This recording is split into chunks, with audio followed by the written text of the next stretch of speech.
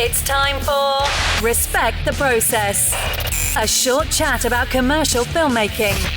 Here's your host, Director Jordan Brady. Oh, thank you, Helen. Listeners, I'm going to get right to it. Comedy director Michael Martin is on the show. He does fantastic work. It's a great conversation. That's right, Helen. He was a funny copywriter at the Barkley Agency before directing, and we do have a lot of friends in common. So they get some shout-outs here on this episode. I've been sitting on this conversation for a few months. Been a lot happening in my life, so I'm really happy to get it out in the world. You're going to love Michael's chat, and I implore you to go to his website and check out the work. I'll post links at jordanbrady.com. By the way, the new and improved jordanbrady.com, Helen, finally upgraded after all these years. There's links to shows and courses and other stuff to Commercial Directing Film School. Boot camp. This is big news. Boot camp, January 24th, 2026. Limited to 10 filmmakers. This will be my 28th boot camp since starting this thing in 2015. So for over 10 years now, 28 boot camps. And people go on to do everything. They direct big campaigns, start their own company, sign with companies. They buy mansions and yachts, eat exotic foods after boot camp. There will be an artisanal lunch served, and I do a one-on-one call with everyone who enrolls. Limit 10 filmmakers. Gobble up your spot now. Lastly, I have a lot to be thankful for. Thanksgiving came early. On Friday, before Thanksgiving, I went to the doctor, had my blood work done. I am cancer-free. And, I went public with the whole prostate cancer because I didn't really know about prostate cancer, and my doctor called me. So I want men to get checked. Women, you can't get checked. And if you catch it early, it's so easy to treat. Like my whole thing was 5 months, almost to the day. I have directed in adult diapers since, and I don't know how long that's going to continue. I have a big job coming up this week.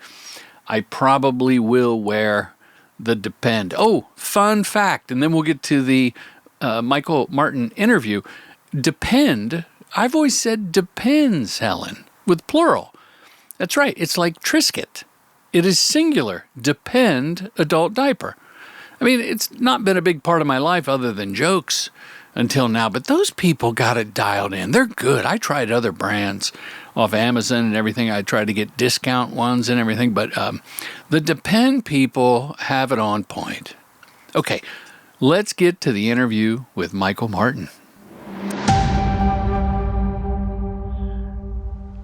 Michael Martin has joined the podcast. I have. I'm doing great, man. Wow, look at you, got the real setup. I have had, it's one of those weeks where I had like 15 video calls in a row. So I was like, you know what? I'm just going to put the mic up and do the thing. So, yeah. You had the mic or you went out and got it? I had it because I'm actually, I got started with the creative anything because I was a musician. I don't know. I see that. Yeah. For the listener, there's amps aplenty in the background. Yeah. And so I've just always had microphones and music stuff around, and I dug this out a couple weeks ago, and I've got the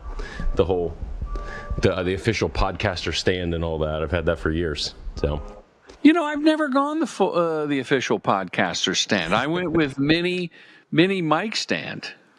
I'm also not recovering, probably just a still actively suffering gearhead. I just love cameras and lenses and mics and I mean, obviously. So anytime I get the excuse to buy a little doodad, I'm all about it. So looks like a Metallica concert behind him. I don't know. Yeah. And Michael, you must be friends with Brad Jungles and John McCone. I absolutely am. I didn't know that you know those fellas, but they're a bunch of good dudes running a barbecue sauce company out here in Kansas City. Yeah, awesome dudes. But that's not how we met. I'm sure you met through ad work. Were you directing a spot with those fellas?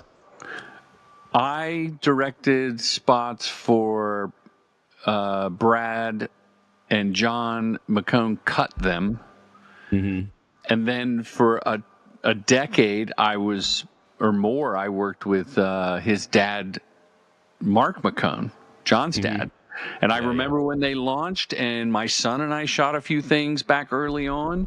And I keep in touch with Brad because I'm a fan of Rufus Teague's barbecue sauce. And one of your funny spots is for Rufus Teague's barbecue sauce in a can. It looks like John in the spot. John is in the spot. They were written by His Brad. back. Yeah. Yeah. Actually, John, there's one. I don't know if it's on my website. I'll send it to you if it's not. But it's John's prominently featured in it because it was a football-themed one, and he loves to football. be in it. He does, yeah. But those spots were great. It's also that was a weird when Jungles called me to pitch it. He was like, "So we'd make barbecue sauce and we put it in a can, and it's weird and it's fun, and I mean that's kind of weird and fun." And a little smart and a little dumb is kind of like the crossroads that I try to live in at all times. So, yeah, smart and dumb, the intersection of smart and dumb. Yeah, the old Conan adage. That's me for sure. So, yeah. So, Michael Martin, how did we meet then? You and I, or me and you and Brad I. Jungles. I don't know. I don't care about you and Brad Jungles. I just thought it was a point of reference for us. I mean, I love Brad, I love you, but together it doesn't do me any good. Yeah. You and I, this is our first meeting face to face. Correct. I know a buddy of mine. His name's Anthony Laddish, also a director in Kansas City. He's taken your class, and he put your name on my radar a few years back, and so I've just been following you and listening to the podcast and trying to pick up and glean.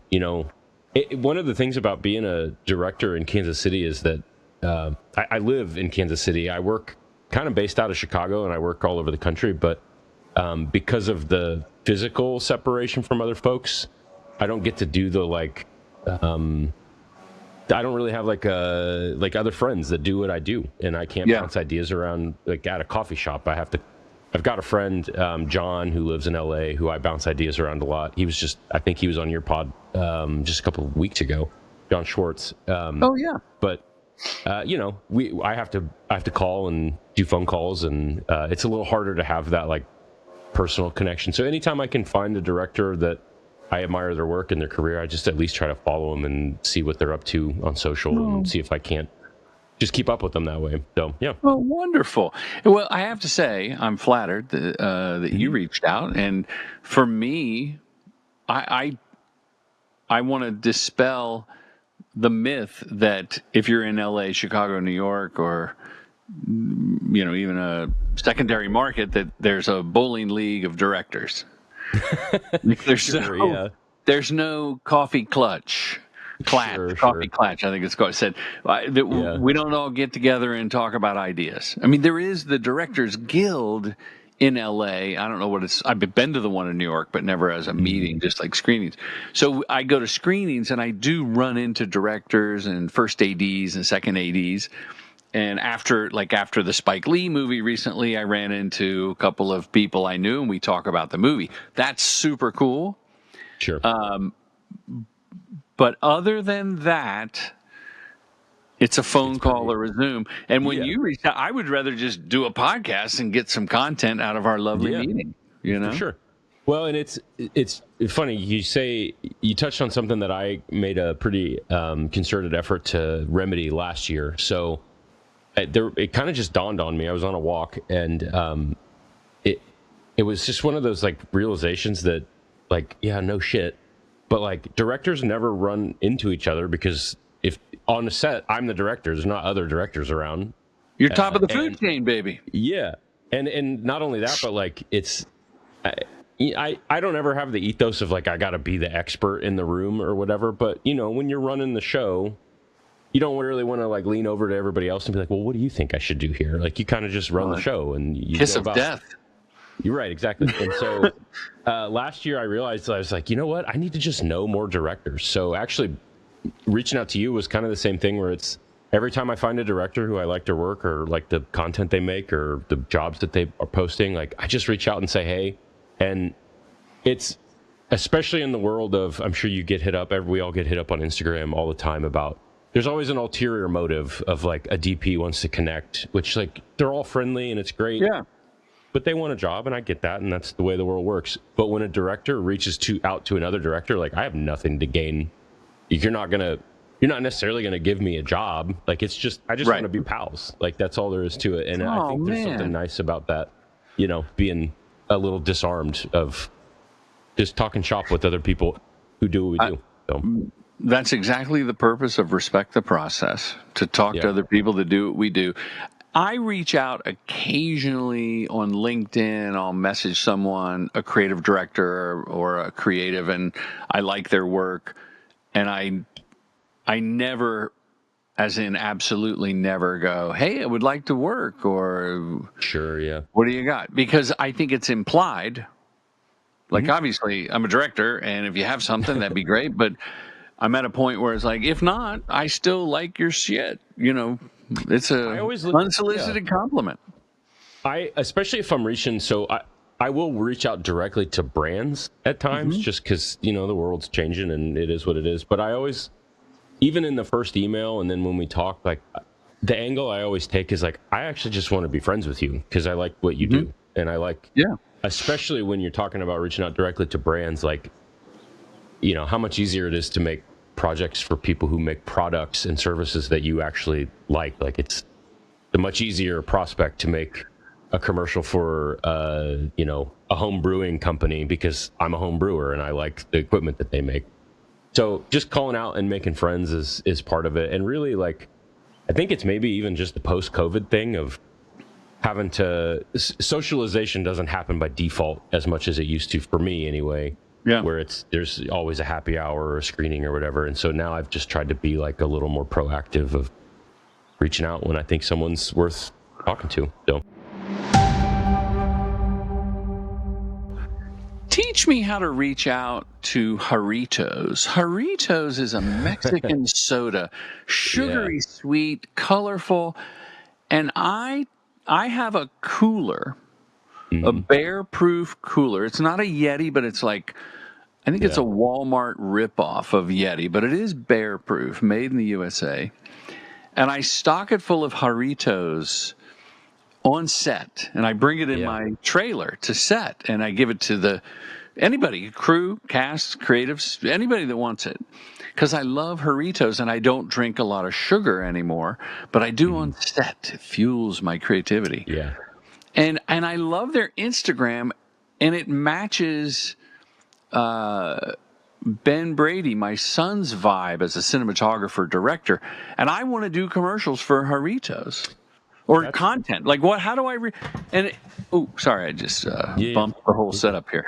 I want to know how to reach out other than just doing it on my own and posting it or sending it. And the like spec work. Backdoor pilot type of thing. I never vibed much with that, but the couple of clients that I do have that are direct, one of them is Boulevard Beer, which is they're a craft regional size brewery in Kansas City.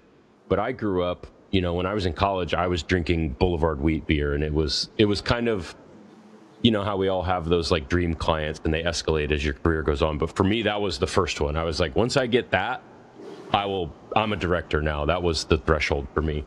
I love it. And the way we got that is, we literally just went to bars that carried Boulevard Beer and asked them, can you connect us to the distributor? And then we followed the gumshoe trail all the way to their brand manager. And we just like a detective. Kind of, yeah, a little bit. And, I think there's a little bit of, in those days, it's a blessing of like youth and ignorance of how things work where you just do it. And naivete, we say.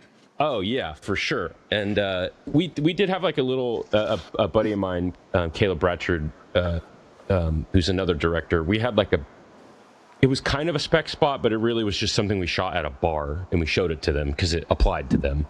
And they were like, "Well, we don't need anything right now, but we'll call you." And the other thing with reaching out to clients directly is like some of the work that I'll do for those clients, like they don't have the $1 million ad budgets, but they do come to me and say, we have X amount of money. Do you want to write an idea? And then we'll just make it. And so a lot of the spots that I've done for them, like they came out of my brain, which is... Oh, that's fun. That's the best. Those are the best. Kind of the holy grail. Yeah. And it's, you have to give up the payday, but, whatever, who cares? What I love about your website here, which is twoseam.com. Am I saying that right? Yeah, that's right. Yeah, it's twoseam.com. Like a two-seam fastball. Yeah. Yep.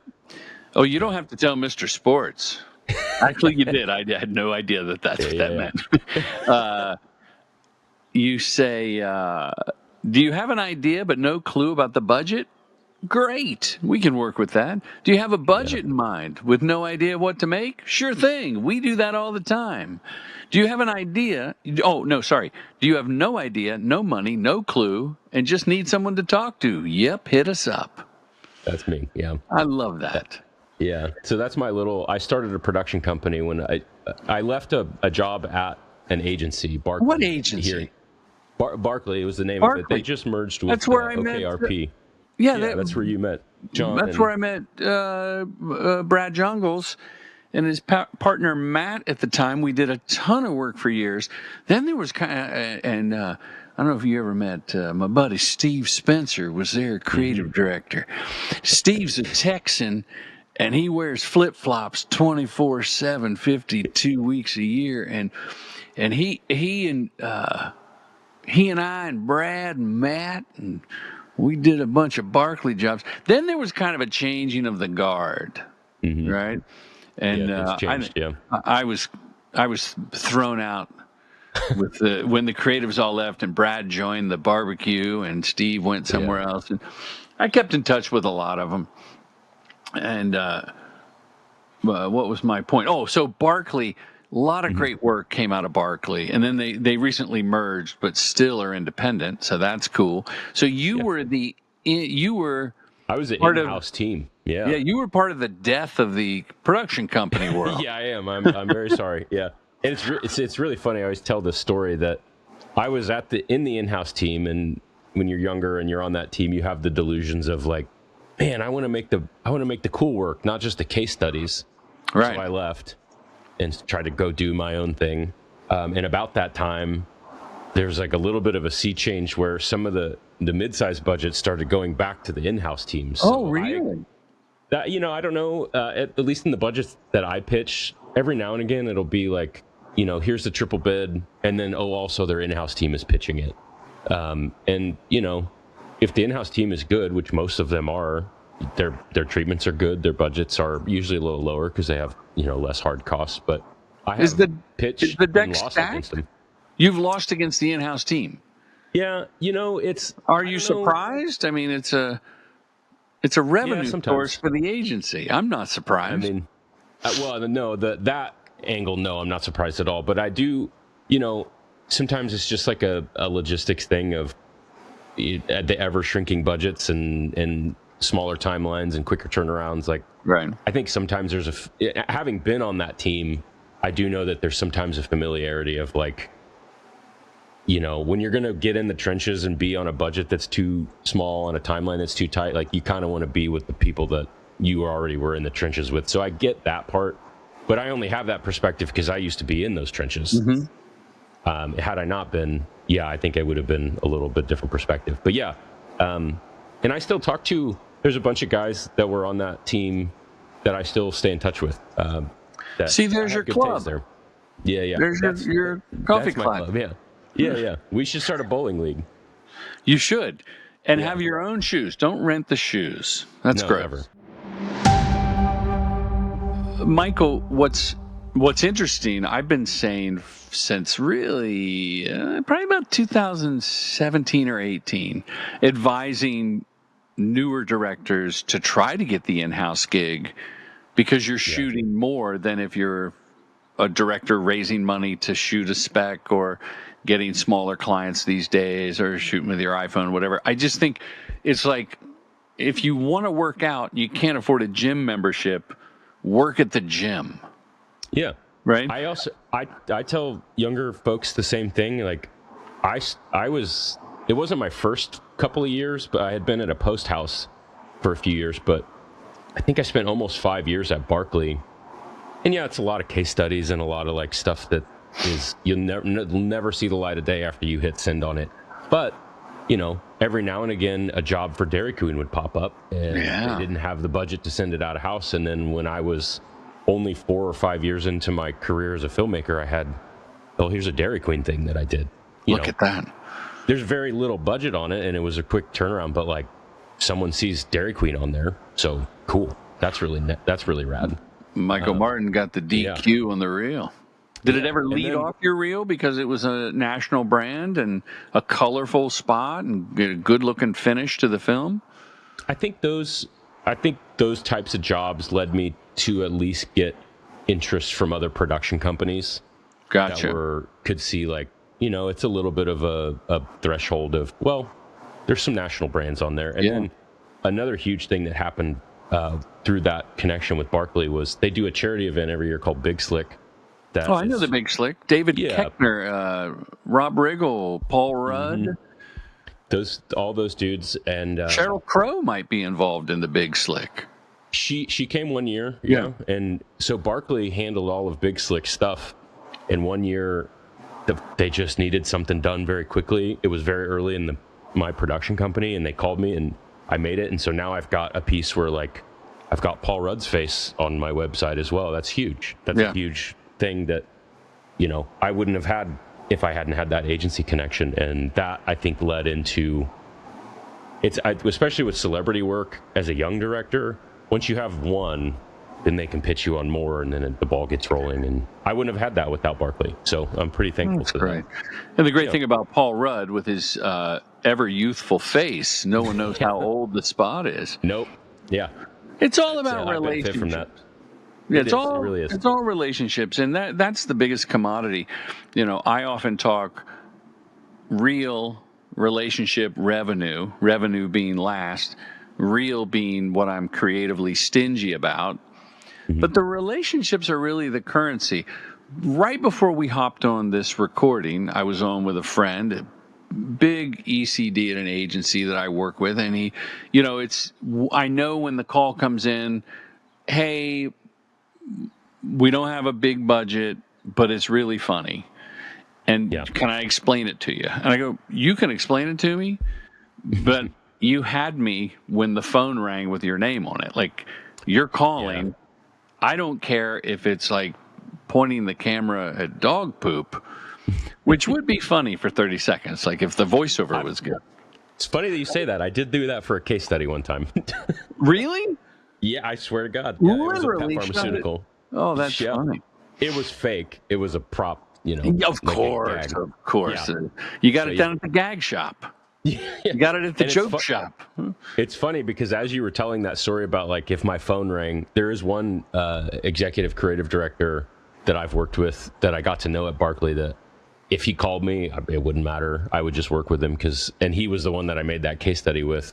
I don't think I would have made a dog poop pharmaceutical case study had it not been him calling, but the story you're talking about, I actually did. So, yeah. And just to clarify for the listeners, we have never this was not a planned comedy bit. This was just that was just pure synchronicity and magic between Michael and Jordan. I have a couple executive creative directors who have my bat phone number. It's a special red old school phone I keep under a glass cake thing. Really? And when it lights up, I know we're shooting a commercial. I love that. Yeah, I'm gonna go buy a red landline today just because that's a cool thing to have around. It's a cool prop. Yeah. So, are you comfortable talking budgets of an in-house case study and an in-house project versus, let's say, Barkley has a 2-day shoot for one of their bigger clients. Mm-hmm. They're going to spend $500,000 to maybe $1 million, $500,000 to $1 million. Is that fair? For the external facing stuff. External stuff. They're going, Michael, you and your Dusty Rhodes T-shirt can sit this one out. We're going to go to Hungry Man Films and get a director we haven't heard of because Brian Buckley's going to turn this down. But still, we're going to be happy we have Hungry Man. Mm-hmm. And because that's how it works sometimes, right? That's how it works most of the time. Then they go, well, we got this in-house project. Mm-hmm. What is that budget? that typically an in-house agency would do? Yeah, those are all over the place, and I can only speak to.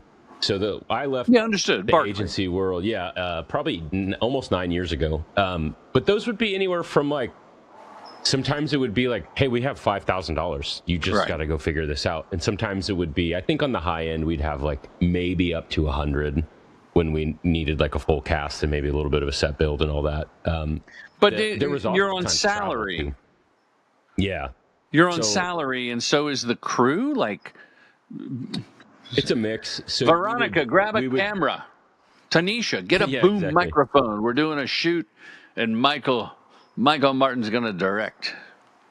Kind of like that. And, you know, sometimes you'd find local crews when you needed to fill it out. And they're most in-house production since I left. I left when in-house production was kind of it wasn't in its infancy, but it wasn't what it is today. When I see other agencies now, VML is here in town as well. Yeah. They have an insanely sophisticated production crew there with a great director and DP and a full post house.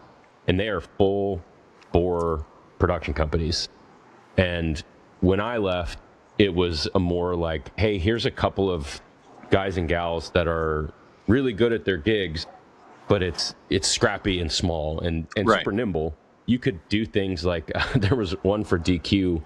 I didn't end up going on it, but they told us on like a Friday, they were like, hey, the Queen's 90th birthday is in 2 days. You want to get on a plane and go to London and shoot this? And there's no pre-production. You just grab your camera and go, and you bring your Blizzard prop and you hire an actress and you just go shoot content. It's a lot more akin to how people make content, quote unquote, today. Yeah. Where it's just, you just go do it. That was more of the stuff that we were doing. That's the long in the tooth answer. That was actually quite succinct. And at first when you said it's the Queen's birthday, I was like, you mean all these years I've never known that Dairy Queen has a queen? But you meant the Queen of England. I remember the Queen of England, yeah. It was her 90th birthday, and they wanted to give her a Blizzard from one Dairy Queen to the other Queen. So, yeah. And it's a prop Blizzard that's perfect with sprinkles and everything?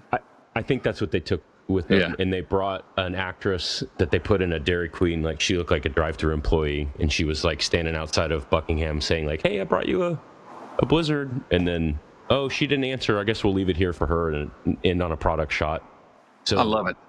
Yeah, and I edited that one. I wasn't able to go on the trip, but I cut it together, and that's a typical thing that would happen at an agency where it's just like, hey, can you do this in 3 days? And you just kind of say yes and figure it out. That mentality is not, for big dog commercials where you do have budget. I don't love to take everything from that and put it in these big commercials, but sometimes it does help to have that like background of, I don't know, we're just going to say yes and figure it out. And money solves problems and time solves problems. So we can say yes now, and I can take that mentality, and by the shoot date, we'll have something handled. And I that's a huge lesson that I use almost every production still to this day. Wow, that's a great story. That's a great knowledge nugget lesson that you've dropped right there. Yeah, clip it. I'm going to clip it. That's why I did the pause, so I could do the clip. Yeah. Smart. And I'm also processing everything here. Sure. Yeah. And here's the other thing that you've got me thinking about, because you said that the early days of in-house production is more akin to content, which can be very reactionary to things in the market. And I think we've seen one of the best Canadian exports ever, Ryan Reynolds, with his agency, especially a couple years ago. He was really hot with reacting to something in the zeitgeist and shooting it because he had his own, well, he's a millionaire and he had his own production company. And with AI, even without AI, being able to react to something, like I say AI because, like I personally did just a still, but a funny spoof of the Sydney Sweeney the jeans ad. And I was almost too late. I was like, if I don't do this now, I'm going to be like, oh, a week later you're doing the bit. And it was just a post, but it was, I thought it was funny. And I think with ads, being able to write direct, edit, deliver, and even post. Like I'm looking more at my own original content these days and doing that just for fun and because the tools and the means are now available. So that's a whole nother, it's a whole nother creative outlet. And so, yes, I want to do the Haritos, but if I'm going to spend my own time and energy and resources, I might as well just do it for fun or for a product of my own. Just for the love of the game. Yeah. And luckily I have Commercial Directing Film School as a product. So I've learned AI on the back of that, and I've done shoots for that, typically on the back of a paying production to get the production values up, right? Yeah. But here's my point, other than trying to subliminally plug Commercial Directing Film School, and you can learn more at commercialdirectingfilmschool.com, is the in-house agency, even as they've grown into these behemoth full-fledged production arms, still have an advantage to execute faster turnarounds because it's all in a vertical thing. And I'll give you an example here that goes beyond the agency. When I was in Houston, I talked to a friend. He had produced, he's kind of a fixer producer, Francisco. He's a wonderful guy. He took a job at Chevron, I believe, and they have their own LED wall and 4 stages within, I think it's Chevron, but it's an oil company that makes billions of dollars a minute. So the CEO doesn't have to go over to the green screen shoot across town. The CEO, to do the monthly report, gets on an elevator, gets off on the 3rd floor, gets in front of the LED wall. They put, a oil rig out at sea behind him, and he does his thing. 20 minutes later, he's wrapped, goes back up to work. And no post. No keying, nothing. You just nothing. Cut it. Yeah. Now, that leads me to think my advice years ago to young or new filmmakers to go in-house is still relevant, but it also may apply to this old dog can learn a new trick. Like, at a point, why not just go in-house at an agency or, more increasingly, an evil corporation? That's kind of my retirement plan, I think. When I'm done chasing pitches and these, I've never done $1 million budget. I think the highest I've ever done was like 400 or 500. So I'm by commercial standards, I'm still a small dog. I'm not in the big dog category yet. I don't know, $400,000 or $500,000. Medium, good. Medium dog. Yeah, unless it's for a 12-day shoot, then it's terrible. That's true.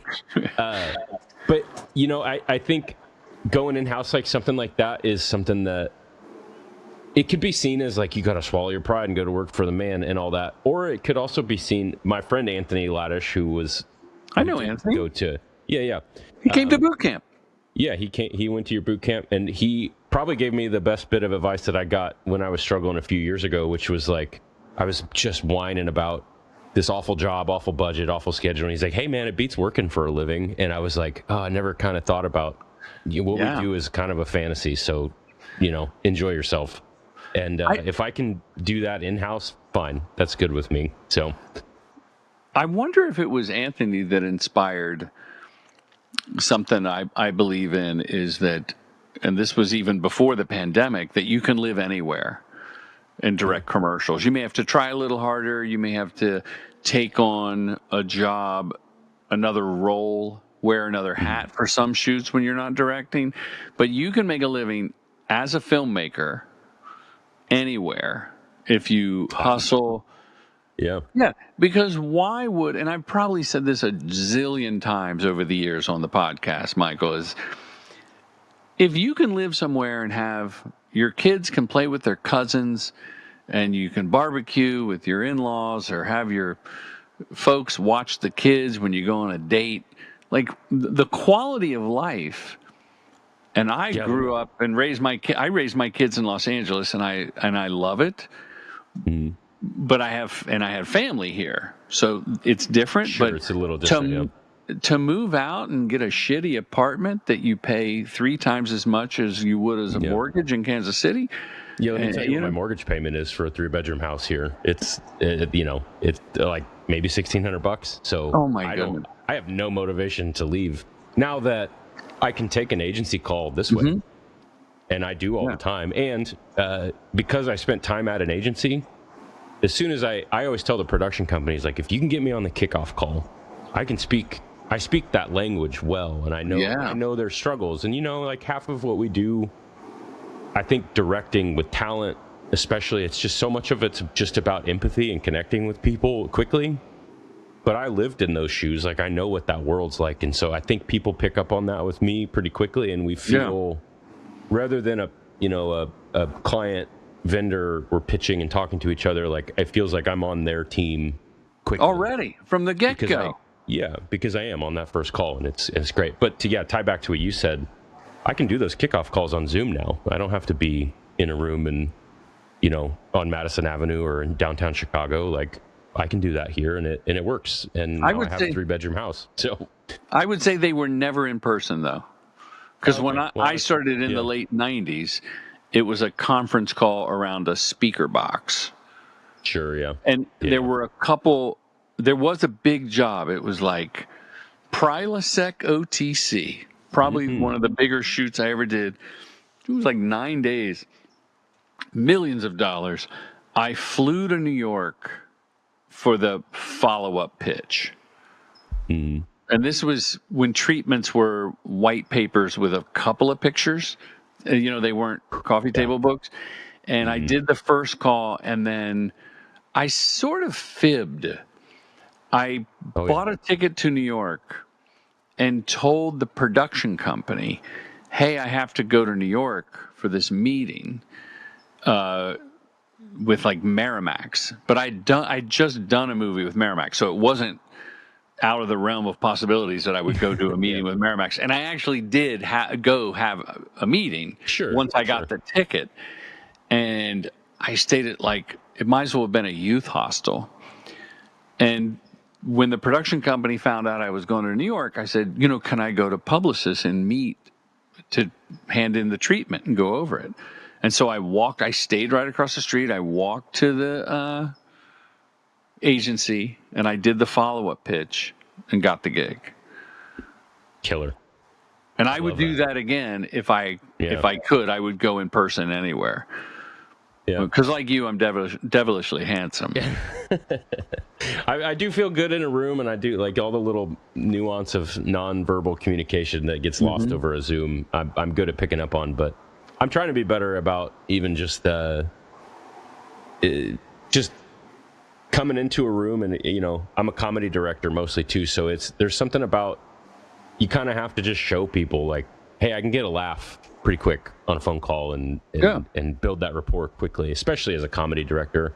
When you talk to, I always view the lifestyle guys as like they're the cool dudes who are climbing the mountains and riding their mountain bikes and all. And like, I'm the guy who is yes-anding goofy script ideas, and I just always feel like such a dork. But if I can be a little charming and a little funny on the first call, I feel like I'm at least gonna get invited at some point. Maybe not for that pitch, but hopefully for another one. Oh, that's great.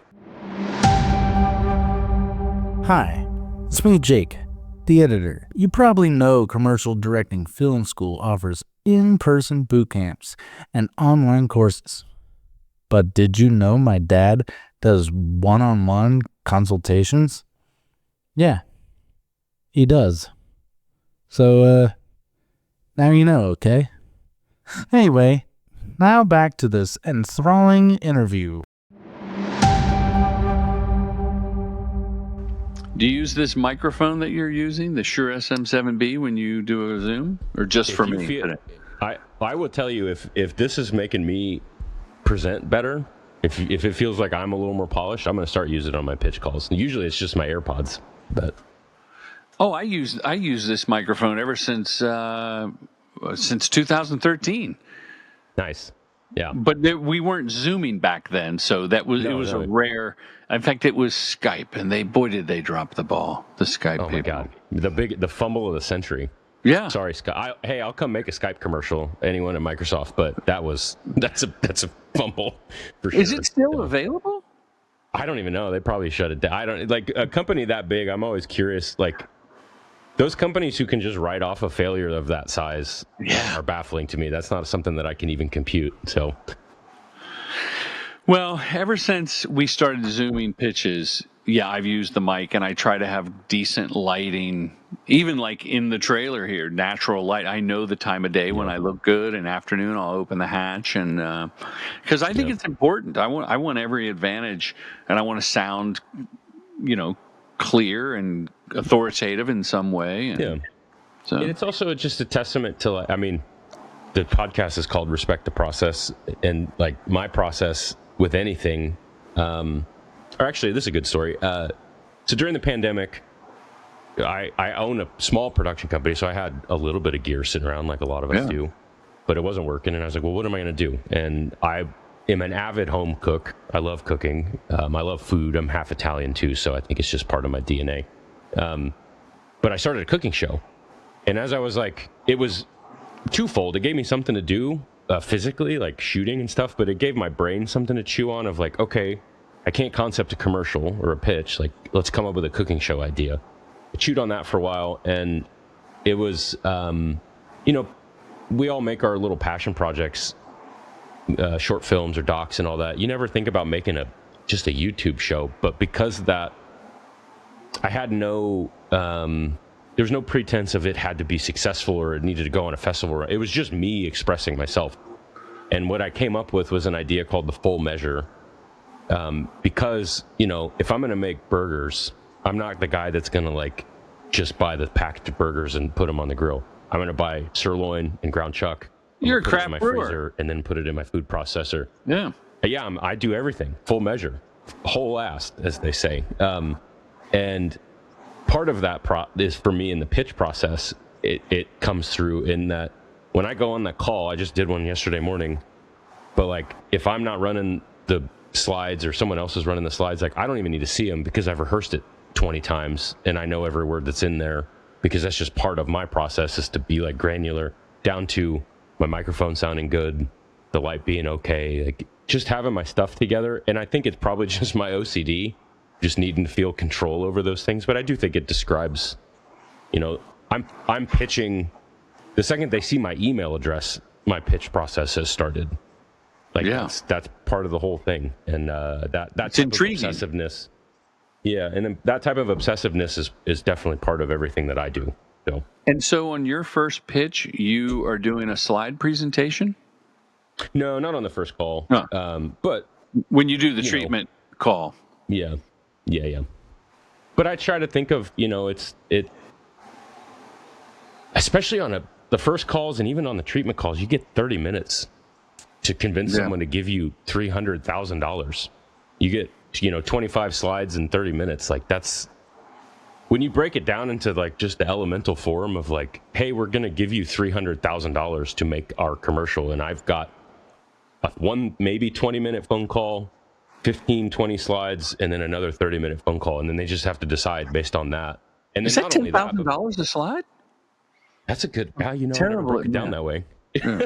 I thought that's where you were going.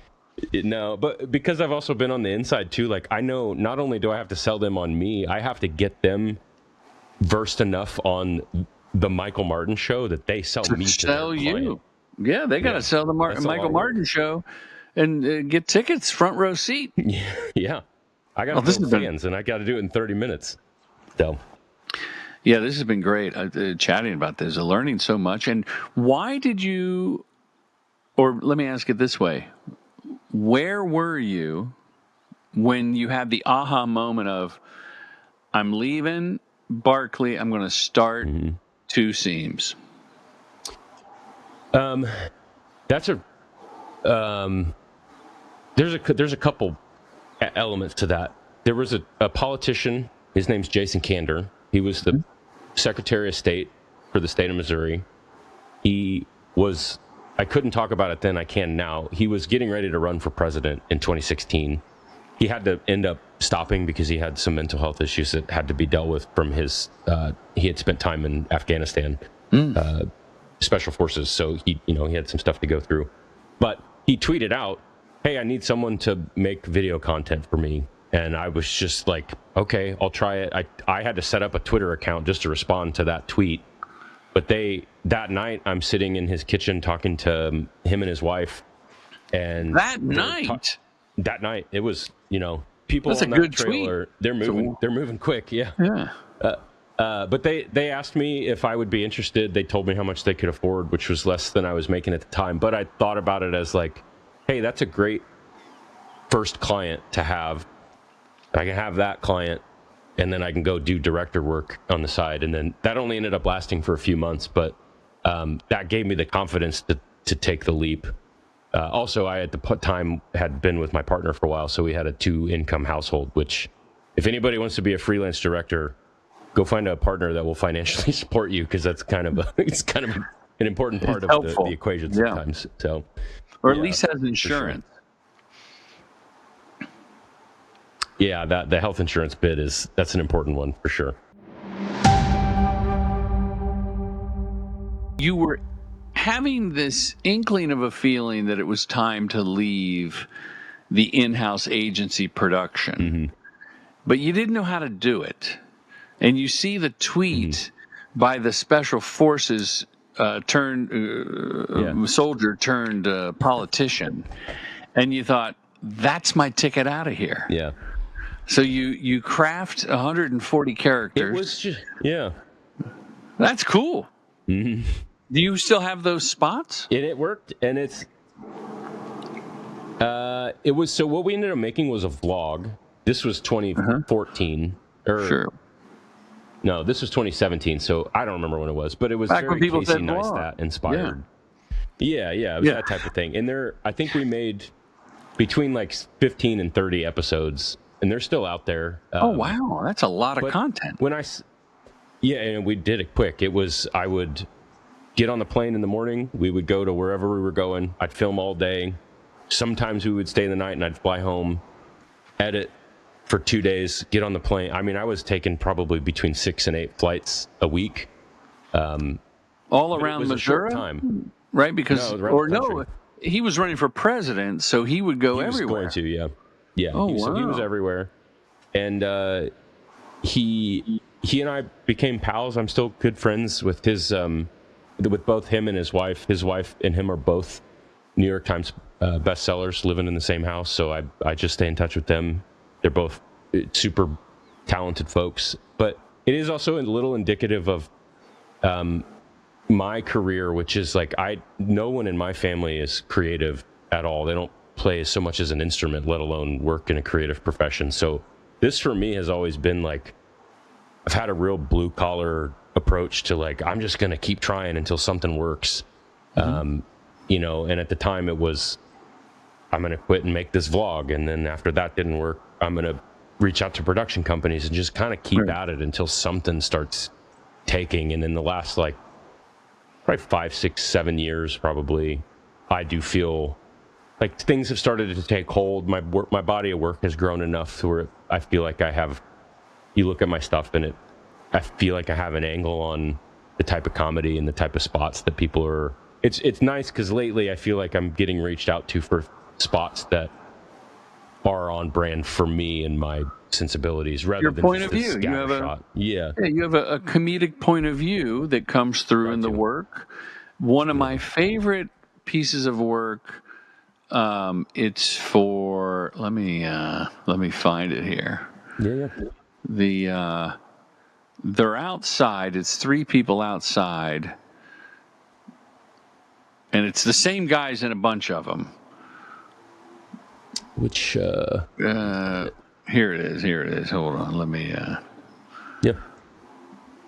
find it here. Jake, help me out here. And at the end they go freeze frame. Serious Bean Company. Buffalo beans, Dr. Pepper beans. And that's a wild one.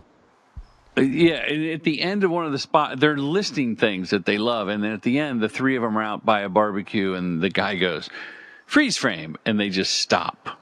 Yeah. That's funny to me. That's they quirky sensibility, and that's you.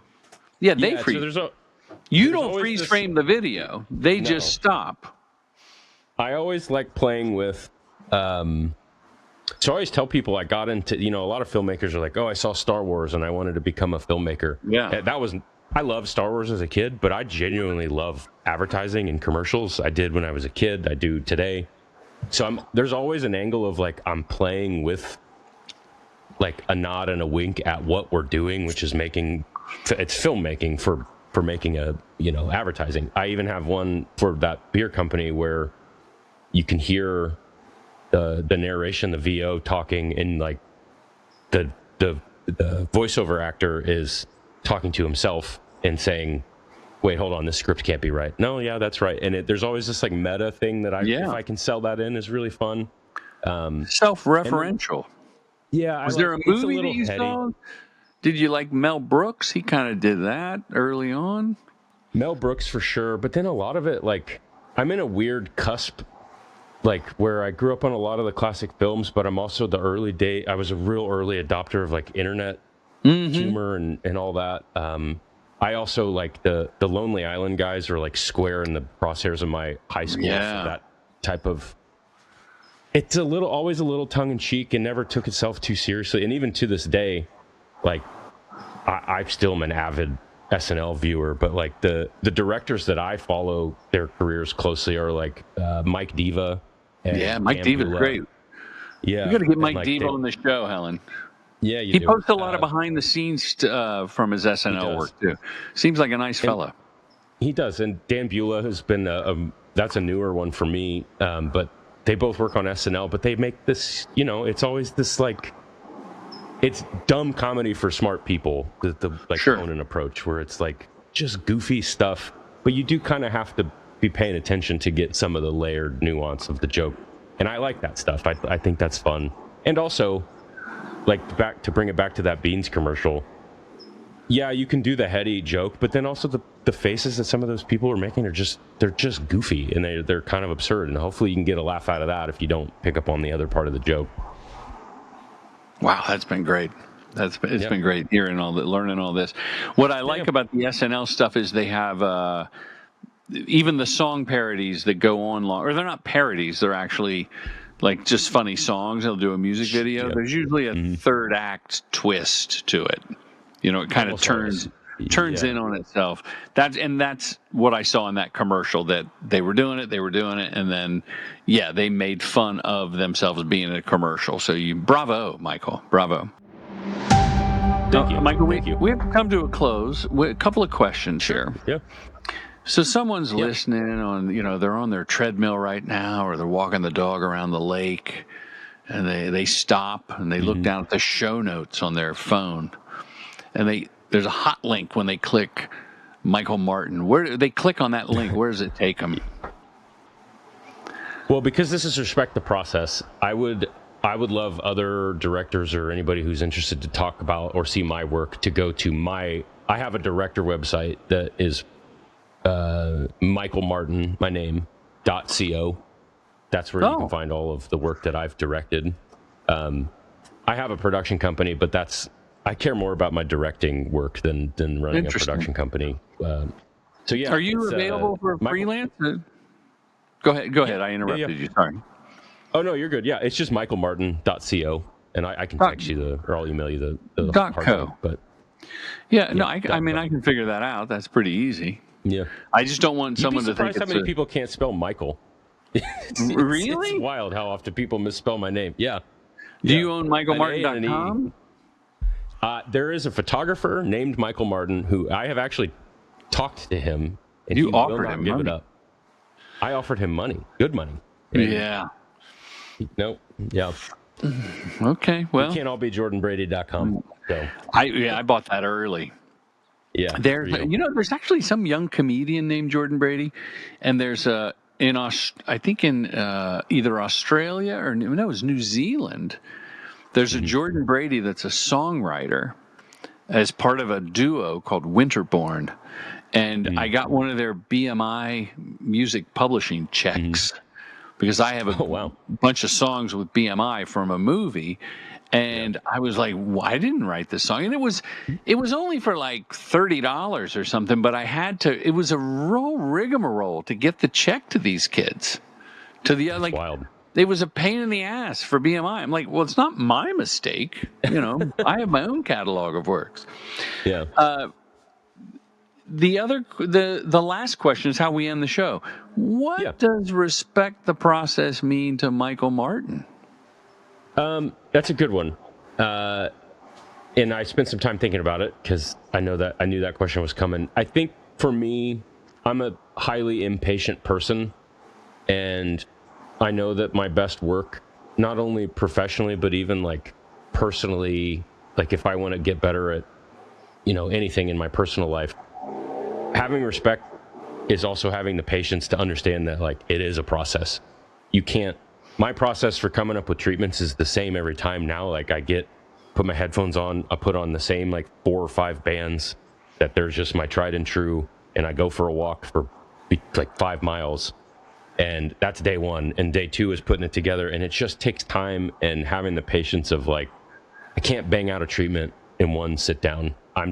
Maybe other people can do that, but like giving myself the space and the time and the permission to do the process is the hardest part for me, because I want to have a phone call and then a treatment that night, and it just doesn't work that way. My wife will go. That's my abridged answer. That's a great answer. My wife will go, have you been working on the treatment? I go, all day. She goes, what? Have you written anything? Not at all, but I think I have a cover page. I think I found the image for the cover, and I know my attack. So I'll get on my electrical bicycle, analogous to your walk, and just ride around and be like, okay. And sometimes it's as simple as I'm going to skip all the bullshit. I'm going to get right to I'm going to start with going through the scripts, and then I've never met these people before. Oh, maybe I got to hire someone to make it look pretty, or, I'm thinking about the strategy of how do I present myself and my approach. Mm-hmm. And lately the treatments are minimal, 12 pages. Yeah. Because I'm just tired. Yeah, I'm tired. Well, sure. I try to keep it under 30, but it's, it's also... They don't read them. They don't read. For one, they don't read them. I started making them as websites, and I feel like that's gotten a little bit better. But, we're also... I know you do a lot of comedy, and, like, so much of that for me, and part of that process for me is, like, sometimes the comedy's in the room, and it's not going to be on the page. It's going to be in the way that I cast it and the jazz that I'm playing with those people. And like, how do you can't put, just trust me, bro, on your treatment and then hope that they hire you. But you kind of do have to sell them on that. So, yeah. I have actually said, in fact, I said this recently and lost the job. At the end of the day, won't you just put in my reel? And if that works and you like that humor, like everything I'm telling you that we're going to do, and the jokes and the ad libs and alt lines, all that's great. But at the end of the day, isn't the tone of humor in the 7 spots that the rep sent, isn't that going to tell you what I'm going to deliver? Because the film's going to look like that. Right. Right? You would think. Yeah, I would think. Well, and it's also, I know oftentimes too, it's like, hey, this joke is a yo-yo comes down and hits a dog on the head. Do you have any spots where you have a yo-yo hit a dog directly on the head, and that's comedy, and you're like, nah, not really, but I could do that. And they're like, well, but that's what we're looking for. So, yeah, I have a boomerang that hits a koala, but I don't know if that translates. No, we'll have to keep looking. Sorry. Michael, this has been a pleasure to chat and to get to know you. Invite me to the Bowling League's championships. Absolutely. I'll fly in. And listeners, check out the work at michaelmartin.co. That's Michael, AEL at the end. That's it. Yep. And please keep in touch and keep me informed of your successes. I appreciate it, yeah. And looking forward to rolling some strikes with you. I'll talk to you later. Thanks, Brady. Thanks. Commercial Directing Film School's mission is to help filmmakers direct commercials professionally. With online courses and in-person boot camps, we demystify the process to get you to the next level, all taught by your accessible mentor, filmmaker Jordan Brady. True Gentleman Industries. We make commercials.